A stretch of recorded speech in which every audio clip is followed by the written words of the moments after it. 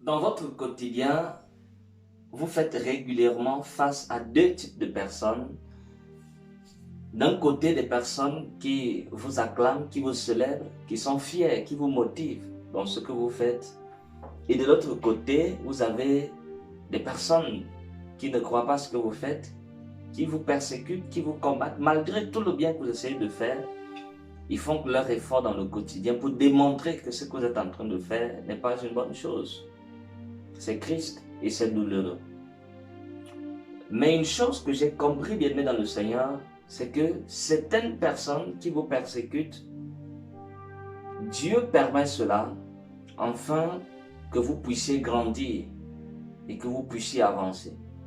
Et parfois, certaines personnes qui pensent vous combattre ne savent pas qu'ils sont en train de contribuer indirectement à votre réussite et à votre progrès. Ça me rappelle directement l'histoire de Joseph. On va voir quelque chose. Les frères de Joseph, ils sont extrêmement jaloux de lui. Ils n'aiment pas ce que Joseph fait.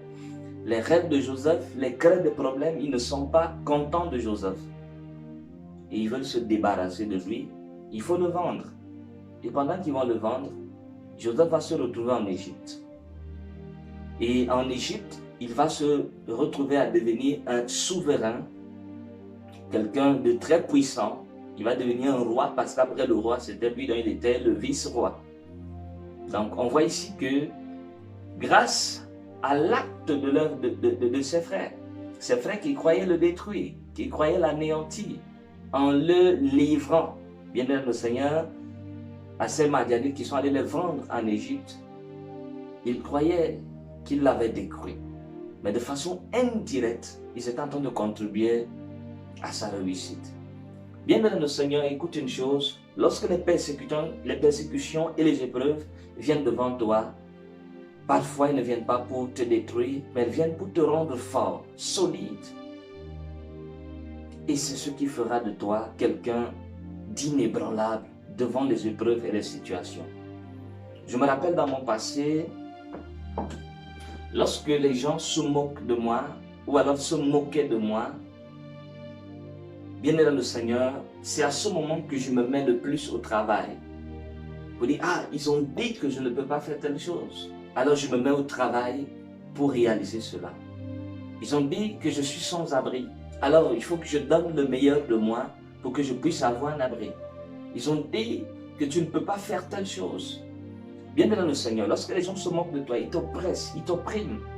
Il est important que tu puisses utiliser leur moquerie comme un boost, comme un coup de force pour que tu puisses réaliser ce que tu ne pouvais pas.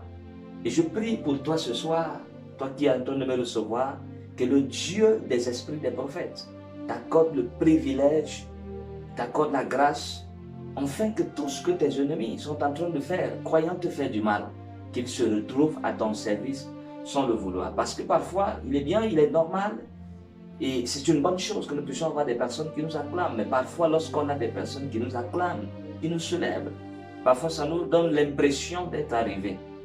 Mais de temps en temps, ceux qui viennent critiquer, ceux qui viennent insulter, ils viennent donner un coup de force. Bien dans le Seigneur, c'était là le major prophète Frédéric, l'humble serviteur, le serviteur du Dieu très haut. Je voudrais partager simplement ce petit moment avec vous et je profite pour passer l'annonce à tous ceux qui sont à Yaoundé, qui veulent avoir un face-à-face avec le prophète, qui veulent connaître la pensée de Dieu. Vous souffrez certainement d'un problème mystique, une maladie incurable, mystique. Bien dans le Seigneur, vous avez le privilège d'avoir un mandataire de Dieu à votre disposition. Venez simplement du côté de Golfoul sur la route de Soie ou alors écrivez sur ce numéro pour avoir plus de détails, comment avoir un rendez-vous face à face, une consultation prophétique avec le major prophète Frédéric. Que Dieu vous bénisse, à très bientôt, shalom.